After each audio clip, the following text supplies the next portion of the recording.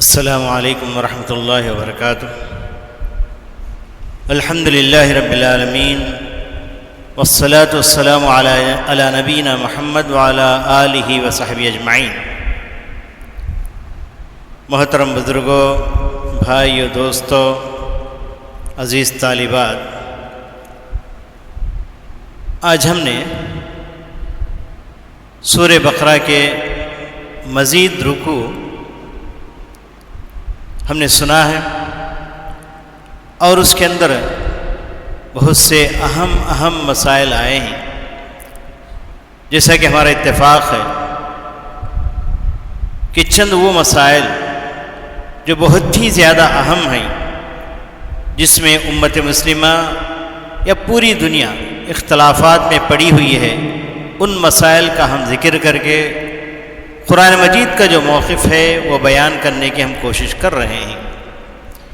ان اہم مسائل میں کل جو مسئلہ گزر چکا ہے، جو بیان کرنے سے رہ گیا تھا، وہ ہے حضرت ابراہیم علیہ السلام کا مسئلہ۔ حضرت ابراہیم علیہ السلام، جن کو اللہ تبارک و تعالیٰ نے ابو الانبیاء بنایا، حضرت ابراہیم علیہ السلام کے بعد جتنے بھی انبیاء کا تذکرہ قرآن مجید میں آیا ہے، انہی کے اولاد میں سے ابراہیم کی شخصیت کو اللہ تبارک و تعالیٰ نے ایک امت قرار دیا، کیونکہ اللہ تعالیٰ کے بڑے ہی مطیع اور فرما بردار تھے۔ آئیے ابراہیم علیہ السلام کے بارے میں دنیا کا کیا خیال ہے؟ جتنی بھی آسمانی کتابیں ہیں یا وہ کتابیں جن کو مقدس سمجھا جاتا ہے اگرچہ کہ آسمانی نہیں ہیں، ان تمام کے اندر حضرت ابراہیم علیہ السلام کا ذکر یا تو آیا ہوا ہے یا تو زبردستی حضرت ابراہیم علیہ السلام کے ذکر کو وہ کہتے ہیں کہ ہماری کتابوں میں موجود ہے۔ مثال کے طور پر تورات اور انجیل کے اندر حضرت ابراہیم علیہ السلام کا ذکر ہے، لیکن یہاں تک کہ ویدات، ہندو ویدات جو ہیں، گیتا وغیرہ یا رگ وید، سام وید وغیرہ وغیرہ کے اندر وہ لوگ بھی کہتے ہیں کہ ابراہیم کا ذکر ہماری کتابوں میں ہے، جس کو انہوں نے برہما کہا ہے یا ابراہم کہا ہے یا برہما کہا ہے، تو اس سے وہ کہتے ہیں کہ ابراہیم علیہ السلام ہی مراد۔ لیکن ایسے ابراہیم علیہ السلام کے بارے میں بعض غیر مسلمین کی بات میں نہیں کہتا، بلکہ اپنے ہی مسلمانوں میں سے چند لوگ ایسے بھی نکلے ہیں کہ ابراہیم کا ہو سکتا ہے کہ وجود رہا ہو، لیکن ابراہیم اور اسماعیل کبھی مکے میں آئے ہو، اس بات کا تذکرہ تاریخ انسانی بیان نہیں کرتی۔ چنانچہ طہ حسین ایجپٹ کا رہنے والا ایک بہت بڑا ادیب تھا، مسلمانوں کے اندر بہت زیادہ مشہور ہوا۔ وہ کہتا ہے کہ فَلْيَحْكِ الْقُرْآنُ يَحْكِي وَلْيَحْكِ الْإِنْجِيلُ يَحْكِي أَنَّ إِبْرَاهِيمَ وإسماعیل کانا فی مکہ ولیکن التاریخ الانسانی لا یذکر ذلک۔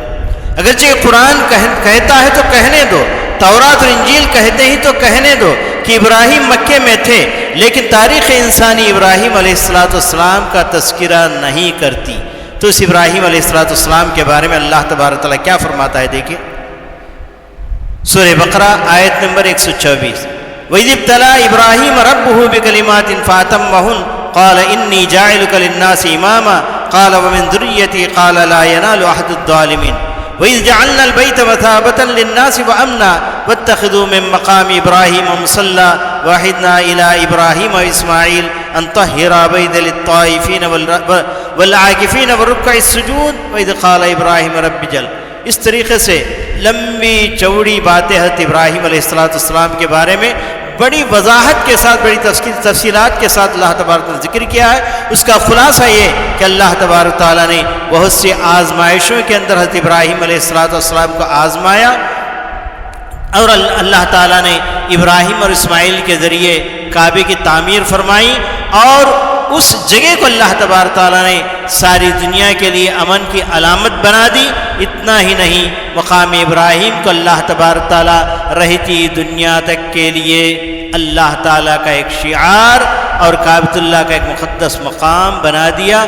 آج بھی مقام ابراہیم کعبۃ اللہ کے اندر موجود ہے، لوگ جاتے ہیں اور اس کا نظارہ کرتے ہیں۔ کعبۃ اللہ کے اطراف جب آدمی گھوم کر آتا ہے تو اس جہت کی طرف جاتا ہے جس جہت میں کعبۃ اللہ کا دروازہ ہے، وہاں پر ایک گلاس کا ایک یعنی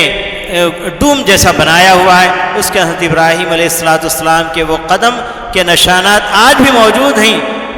جبکہ انہوں نے کعبۃ اللہ کی تعمیر کے وقت ان نشانات کو وہاں پر پتھر کے اوپر چھوڑا تھا، جو مٹی گارا آپ کے پیروں پر پڑا تھا اور پتھر کے اندر نشانات بن گئے تھے، اور اس کو آج بھی تاریخ انسانی نے اس کی حفاظت کر رکھی ہے۔ اس کا ذکر اللہ تبارک نے قرآن مجید میں کیا ہے، وَاتَّخِذُوا مِن مَّقَامِ إِبْرَاهِيمَ مُصَلًّى۔ پھر یہ مسلمان خود کیسے انکار کر سکتے ہیں کہ حضرت ابراہیم علیہ السلام مکے میں آئے ہو یا کعبۃ اللہ کی آپ نے تعمیر کی ہے،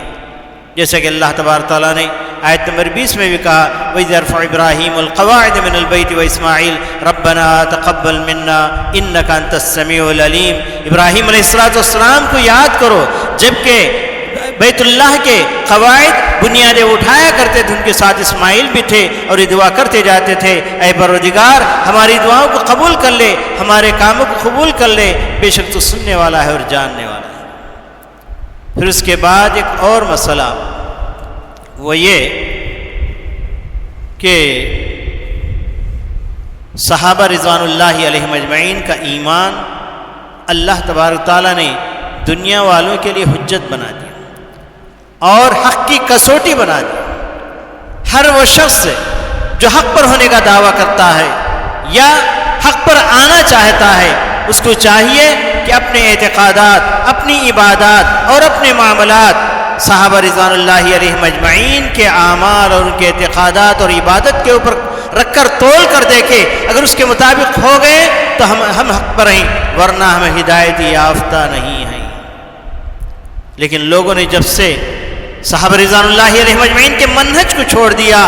اور ان کے فہم کو چھوڑ دیا، اس وقت سے دنیا گمراہ ہو گئی۔ تو اس سلسلے میں اللہ تبارک تعالیٰ ارشاد فرماتا ہے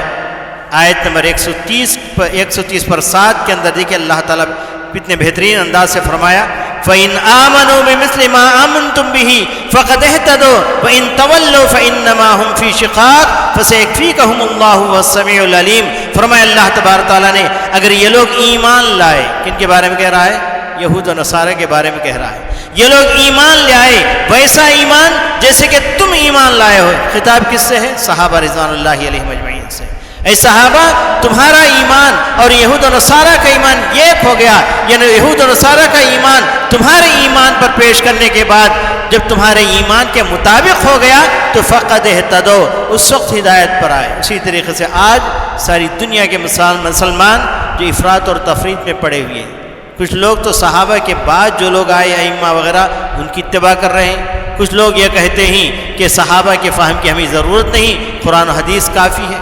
تو یہ لوگ ایک وادی میں ہیں تو وہ لوگ ایک وادی میں ہیں، لیکن صحیح بات یہ ہے کہ قرآن مجید اور احادیث یہ ہمارے لیے مصدر ہے، اور ان کو سمجھنے کے لیے صحابہ کی سمجھ ہمارے لیے کسوٹی ہے، دلیل ہے۔ اسی وقت ہم کامیاب ہوں گے اور ہدایت پر ہوں گے جبکہ قرآن و حدیث کو صحابہ کی سمجھ کے مطابق سمجھیں۔ اس لیے اللہ تبارک تعالیٰ نے ان کے فہم کو کسوٹی قرار دیتے فرمایا فَإِنْ آمَنُوا بِمِثْلِ مَا آمَنْتُمْ بِهِ فَقَدْ اهْتَدَوْا وَإِنْ تَوَلَّوْا فَإِنَّمَا هُمْ فِي شِقَاقٍ۔ اگر صحابہ کے منہج کو چھوڑ دو گے، صحابہ کی سمجھ کو چھوڑ دو گے تو پھر تم لوگ آپس میں اختلافات میں پڑ جاؤ گے، کس کی سمجھ کو تم معیار بناؤ گے؟ فَسَيَكْفِيكَهُمُ اللَّهُ السَّمِيعُ الْعَلِيمُ، اللہ تعالیٰ تمہارے لیے کافی ہے اور وہ سننے والا ہے اور جاننے والا ہے۔ پھر اس کے بعد اللہ تبارک تعالیٰ 140 پر تیسری آیت کے اندر اللہ تبارک تعالیٰ فرمایا وَكَذَلِكَ جَعَلْنَاكُمْ أُمَّةً وَسَطًا۔ تو اب تک جتنے مسائل یہاں پر ذکر کیے گئے ہیں ان تمام کے اندر انسانیت یا مسلمان خود افراط و تفریط میں پڑے ہوئے ہیں، اس راستے سے ہٹ گئے جو راستہ درمیان کا راستہ ہے۔ تو اللہ تبارک تعالیٰ نے کہا درمیان کا راستہ ہے، یہ اسلام کا راستہ ہے اور یہ صحیح راستہ ہے اور یہ صحابہ کا راستہ ہے۔ اس لیے کہ اللہ تبارک تعالیٰ نے اس امت کو امت وسط بنایا ہے، توازن اور وسطیت والی امت بنایا ہے۔ مثالیں بہت ہیں، اب تک بہت سی مثالیں گزر چکی ہیں، یہ ایک مثال پر ہے جس کا ذکر اللہ تبارک قرآن مجید کے اندر کیا ہے، اس پر میں اکتفا کروں گا۔ عیسیٰ علیہ السلام کے بارے میں یہودیوں نے کیا کہا یہودی نے کہا کہ زنا کی اولاد ہے، نعوذ باللہ۔ مریم علیہ السلام نے زنا کیا تھا، اس کی وجہ سے عیسیٰ علیہ السلام پیدا ہوئے۔ دوسری طرف نصارہ نے اتنا اونچا کیا، اتنا اونچا کیا حضرت عیسیٰ علیہ السلام کو انہوں نے اللہ کا بیٹا قرار دیا، یہ تو اللہ کا بیٹا ہے۔ لیکن امت مسلمہ وسط ہے، درمیان میں ہے، توازن کے ساتھ چل رہی ہے، اور جو حقیقت ہے وہی توازن ہے، وہی وسطیت ہے۔ اللہ تعالیٰ نے کہا کہ نہ حضرت عیسیٰ علیہ السلام زنا کی اولاد ہیں، نہ اللہ کے بیٹے ہیں، بلکہ وہ تو برگزیدہ رسول ہیں جن کو اللہ تبارک تعالیٰ نے حضرت مریم کے بطن سے اللہ تبارک تعالیٰ بغیر باپ کے پیدا کیا تھا، اور یہی قول وسط ہے۔ تو اسی لیے ہر معاملے میں اللہ تبارک تعالیٰ نے کما ان الاسلام وسط بین الملل وکذالک اہل السنت والجماعہ وسط بین الفرق، کہا حضرت یعنی امام ابن تیمیہ رحمۃ اللہ علیہ نے۔ تو جو درمیانی قول ہے، جو اصل قول ہے، جو صحیح قول ہے، اس کی توفیق اللہ تعالیٰ نے امت مسلمہ کو دی، اور امت مسلمہ کے اندر بھی جو اہل سنت والجماعت ہے ان کو اللہ تبارک تعالیٰ عطا فرمایا۔ اور اس کے لیے دلیل اللہ تبارک تعالیٰ سورہ بقرہ کی آیت نمبر 140 پر 3 میں فرمایا وَكَذَلِكَ جَعَلْنَاكُمْ أُمَّةً وَسَطًا، اسی طریقے سے ہم نے تمہیں امت وسط بنایا لِتَكُونُوا شُهَدَاءَ عَلَى النَّاسِ، تاکہ تم لوگوں کے اوپر گواہ بنا کر اٹھائے جاؤ، وَيَكُونَ الرَّسُولُ عَلَيْكُمْ شَهِيدًا، اور رسول محمد صلی اللہ علیہ وسلم تم پر یعنی گواہ بنا کر اٹھائے جاؤ۔ وَمَا جَعَلَ الْقِبْلَةَ، اس کے بعد قبلے کا تذکرہ آیا ہے۔ اللہ تعالیٰ نے امت وسط بنایا ہے، اور وسطیت کے ساتھ ہمیں اس دنیا کے اندر زندگی گزارنا ہے۔ اس کے علاوہ ایک اور بات، نبی اکرم صلی اللہ علیہ وسلم کو یہودی بالکل ویسے ہی جانتے تھے جیسے اپنی اولاد کو اولاد ہونا جانتے تھے۔ محمد صلی اللہ علیہ وسلم یہ اللہ کے رسول ہیں، اس بات کو یہودی ویسے ہی جانتے تھے جیسے اپنی اولاد کو اولاد ہونا جانتے تھے، لیکن تجاہل عارفانہ سے کام لیتے تھے، جاننے کے باوجود انکار کرتے تھے، کیونکہ جاننے کی وجہ سے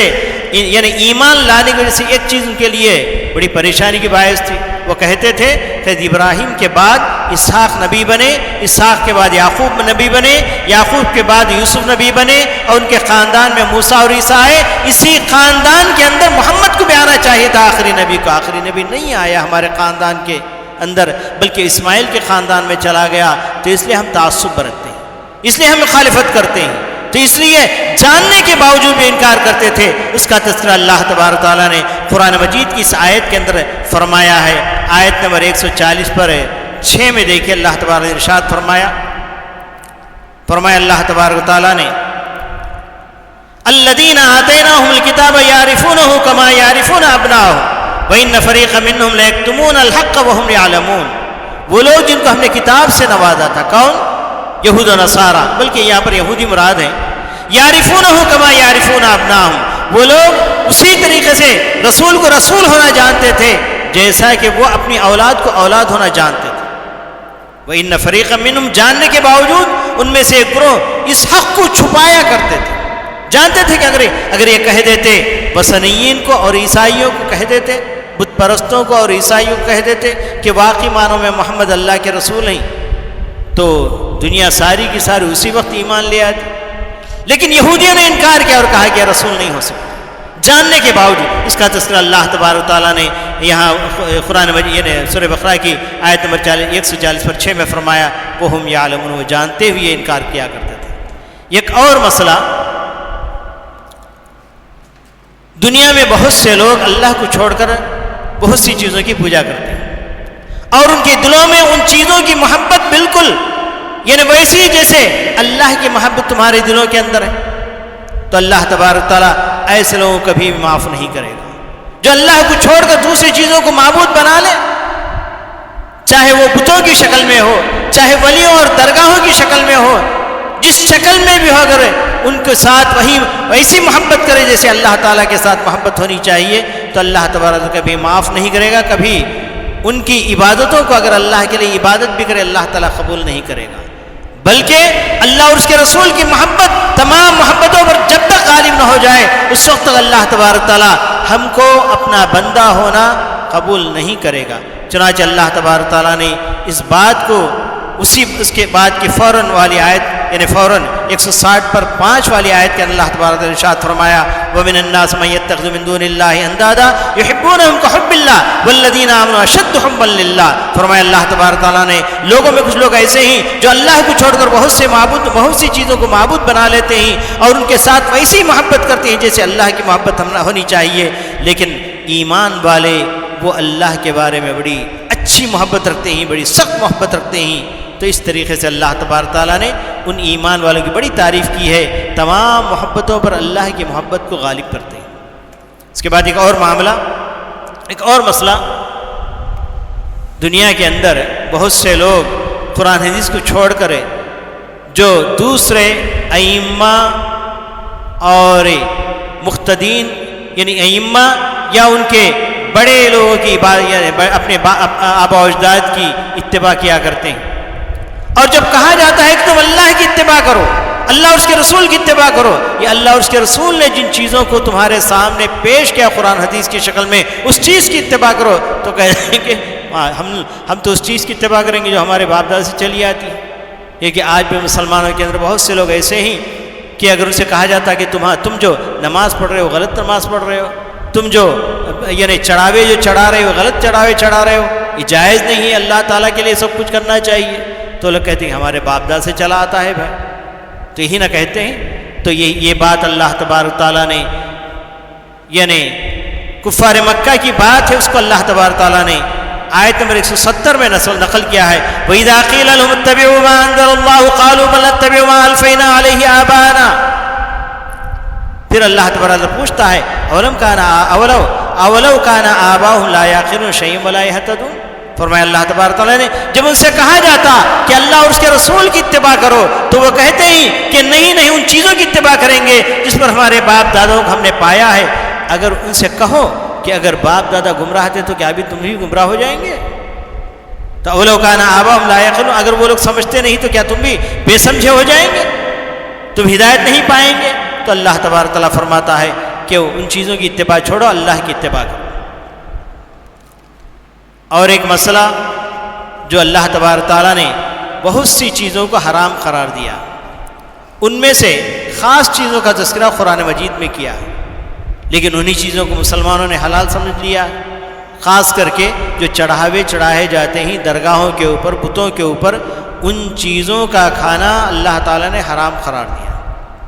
بلکہ اللہ تبارک تعالیٰ نے جن چیزوں کی حرمت کا تذکرہ کیا ان میں سے سب سے زیادہ حرمت والی چیز یہی سی چیز کو قرار دیا۔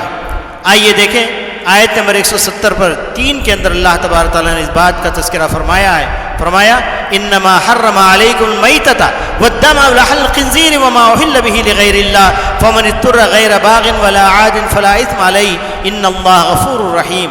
اللہ تعالیٰ نے حرام قرار دیا ہے میتہ کے معنی مردہ، اور والدم اور خون کو اللہ تعالیٰ نے حرام قرار دیا ہے، وہ خون جو ایک ذبح کیے ہوئے جانور کو ذبح کرنے کے بعد جو خون بہتا ہے اس کو اللہ تعالیٰ نے حرام قرار دیا، اور وہ خون جو گوشت کو لگا رہتا ہے اس کو اللہ تعالیٰ حرام قرار نہیں دیا۔ گوشت کے ساتھ وہ خون کھایا جا سکتا ہے، لیکن جو خون بہتا ہے بہنے والے خون کو اللہ تعالیٰ بدمن مصفوحہ کہا ہے، یہ خون اللہ تعالیٰ نے حرام قرار دیا۔ بدم ولحم الخنزیر، اور سور کے گوشت کو اللہ تبارک تعالیٰ نے حرام قرار دیا ہے۔ اور اب تک کتنی چیزیں ہوئی؟ 3 چیزیں ہوئیں، اور چوتھی چیز وما اہل به لغیر اللہ۔ ان چیزوں کے ساتھ چوتھی چیز کا اللہ تعالیٰ نے ذکر کیا، وہ ہے جو اللہ کے علاوہ دوسروں کے نام پر پکاری ہوئی چیز۔ یہاں پر پکاری ہوئی چیز ہے، ذبح کی ہوئی چیز نہیں۔ بعض لوگ سمجھتے ہیں کہ درگاہ کے نام پر درگاہ کے سامنے جا کر جانور ذبح کرے تو یہ حرام ہے، لیکن وہ بوندی اور وہ لڈو چڑھاوے کے طور پر درگاہ کے پاس چڑھایا جاتا ہے، وہ شاید جائز ہے، نہیں۔ وما اہل لغیر اللہ کا، وما اہل کے معنی یعنی جس چیز کے اوپر نام پکارا جائے، اللہ کے علاوہ کسی اور کا نام پکارا جائے، وہ تمہارے لیے حرام۔ تو جیسے لحم الخنزیر یعنی سور کا گوشت جس طریقے سے حرام ہے، جیسے خون حرام ہے، جیسے مردار حرام ہے، اسی طریقے سے یہ چیز بھی حرام ہے جو غیر اللہ کے نام پر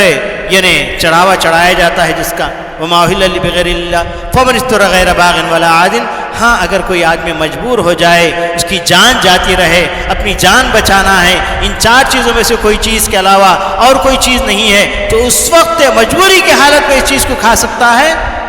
جان بچانے کے لیے، چاہتے ہوئے نہیں، حد سے زیادہ نہیں، جتنا اس کے رمق کو بچا سکے، اس کی جان کو بچا، اس کا کھایا جا سکتا ہے۔ اور مفسرین نے یہ بھی لکھا ہے اگر یہ 4 چیزیں ہو تو کس چیز سے ابتدا کریں؟ 4 چیز ہو تو میتا کھائے، میتا کے میں مردار کھا سکتا ہے۔ اچھا مردار نہیں، 3 چیزیں، دم اور لحم الخنزیر و ما اہل لغیر اللہ، ان 3 چیزوں میں سے کون سی چیز اختیار کرے گا؟ خون اختیار کرے گا، خون کھائے گا۔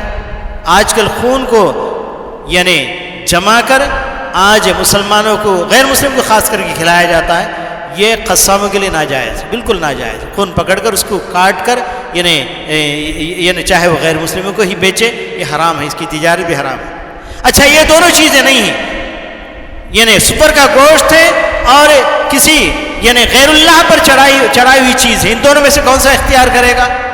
سور کا گوشت چھوڑ یعنی غیر اللہ پر چڑھائی ہوئی چیز کو چھوڑ دے گا، سور کا گوشت کھا کے اپنی جان کو بچائے گا۔ اور آخر میں اس کی باری آتی ہے، آدمی مجبور ہو جائے، یہ 3 حرام چیزیں بھی نہیں ہیں، اس وقت اگر اس کے سامنے وہ چیز ہو جس کو کہا جاتا ہے کہ غیر اللہ کے نام پر چڑھائی ہوئی چیز ہے، تو اس وقت اس کو کھایا جا سکتا ہے جان بچانے کے لیے۔ اللہ تعالیٰ فرمایا فمن اضطر غیر باغ ولا عاد، چاہتے ہوئے نہیں، حد سے زیادہ نہیں، اس چیز کو تھوڑا سا کھا کر جان بچا سکتا ہے۔ تو پتہ چلا کہ حرام چیزوں میں سب سے زیادہ جس کی حرمت کا ذکر آیا ہے وہ غیر اللہ کے نام پر چڑھائی ہوئی چیز، اس کو کبھی بھی اس کی طرف نہیں جانا چاہیے، کبھی اس کو کھانا نہیں چاہیے۔ تو اس طریقے سے بہت سے مسائل ہیں، اور مسائل اس طریقے سے کہتے جائیں گے تو ہمارے سامنے بہت سے مسائل آ جائیں گے۔ تو بہرحال یہاں تک میں اپنی بات کو ختم کرنے کی کوشش کروں گا۔ آخر میں ایک مسئلہ آپ کے سامنے رکھتا ہوں، ایک مسئلہ ہے یعنی وصیت نامہ لکھنے کا۔ ایک آدمی جب انتقال کر جاتا ہے تو اس کے لیے وصیت نامہ لکھنے کا تذکرہ آتا ہے، تو اس سلسلے میں بات حقیقت میں یہ ہے کہ یہ آیت منسوخ ہے، وصیت والی آیت، اگر کوئی لکھ کر رکھ لے کوئی حرج نہیں ہے۔ یہ آیت ان آیات سے منسوخ ہے جو وراثت کی آیتیں بیان کی گئی۔ اللہ تعالیٰ نے آسمان سے ایک آدمی مرنے کے بعد کس کو کتنا ملنا ہے، یعنی بچوں کو کتنا ملنا ہے، بچوں میں سے نرینہ اولاد ہے، مرد ہیں تو ان کو کتنا ملنا ہے، بچیوں کو کتنا ملنا ہے، بیوی کو کتنا ملنا ہے، اور اس کے علاوہ جو دوسرے رشتہ دار ہیں کس کو کتنا ملنا ہے، ساری باتیں اللہ تعالیٰ نے قرآن مجید میں وضاحت کر دی۔ وضاحت کرنے بعد وصیت والی آیت کو اللہ تعالیٰ نے اس کے حکم کا یعنی راجح قول ہی کہ وہ منسوخ ہے، لیکن پھر بھی اگر کوئی شخص وصیت لکھنا چاہتا ہے تو وراثت سے ہٹ کر، وراثت جس کو ملتی ہے اس کے لیے وصیت لکھنے کی ضرورت نہیں۔ مثال کے طور پر 2 بیٹے زندہ ہیں، تیسرا بیٹا انتقال کر گیا اور اس کی اولاد باقی ہیں، اب دادا مر رہا ہے تو اس وقت ان بچوں کو وراثت میں حصہ نہیں، ان بچوں کے لیے کچھ وصیت کر جا سکتا ہے، چلو میرے مال میں کا تیسرا حصہ ان بچوں کے لیے، اور تیسرے حصے کی حد تک وصیت کر سکتا ہے، اس سے زیادہ مال کے اندر وصیت کرنا ناجائز۔ والثلث کثیر کہا نبی کریم صلی اللہ علیہ وسلم۔ یا اپنے پوتوں کے علاوہ کسی مدرسے کو وصیت کرنا چاہتا ہے، کسی مسجد کے لیے وصیت کرنا چاہتا ہے، کسی ایک لاچار اور غریب کے لیے وصیت کرنا چاہتا ہے، یا آئندہ آنے والے یعنی نسل کے اندر یتیموں کے لیے وصیت کرنا چاہتا ہے، یا بیواؤں کے نام پر وصیت کرنا چاہتا ہے، تو مال کے اندر تیسرا حصہ وصیت کر جا سکتا ہے۔ اس کے وصیت کے مطابق اس وصیت کو یعنی باقاعدہ اس کے پر عمل کیا جائے گا، جس کے لیے وصیت کیا ہے اس نے، ان لوگوں کو وہ مال دیا جائے گا۔ تو بہرحال اسی پر یعنی آیت دیکھیں اللہ تعالیٰ یعنی آیت نمبر 80 میں اللہ تعالیٰ ارشاد فرماتا ہے، فرمایا کتب علیکم اذا حضر احدکم الموت، کتبہ کے معنی واجب کر دیا، لکھ دیا، ضروری قرار دیا، کتب علیکم اذا حضر احدکم الموت، جب تمہارے پاس کسی کی موت آ جائے تو اس وقت یعنی تم پر ضروری قرار دیا گیا ہے کہ ان ترک خیرا الوصیت، یعنی اگر وہ مال چھوڑ کر جا رہا ہے تو اس کے پر ضروری ہے کہ وصیت کرے للوالدین والاقربین، اپنے ماں باپ کے لیے اور اپنے رشتہ داروں کے لیے بالمعروف اچھے طریقے سے، حقا المتقین، یہ ضروری ہے، متقین کے لیے قرار دیا۔ تو یہ آیت منسوخ ہے، اور ضروری نہیں، البتہ کوئی لکھنا چاہے تو لکھ سکتا ہے، کوئی حرج نہیں ہے۔ تو اسی پر میں مسائل کو آج کے ختم کرنا چاہتا ہوں، اگرچہ کہ بہت سے مسائل باقی ہیں، کل انشاءاللہ کچھ مسائل انشاءاللہ آپ کے سامنے آئیں گے. اسی پر میں اپنی بات کو ختم کرتے اللہ تعالیٰ سے دعا کرتا ہوں کہ اللہ تبارک و تعالیٰ جو کچھ مسائل ہم نے سیکھا ہے اور سمجھا ہے اس کو یاد رکھنے، اس کے پر عمل کرنے اور دنیا والوں کو اس پر عمل کرانے کی ہمیں توفیق عطا فرمائیں. ربنا تقبل منا انک انت السمیع العلیم وتب علینا انک انت التواب الرحیم وآخر دعوانا الحمد للہ رب العالمین.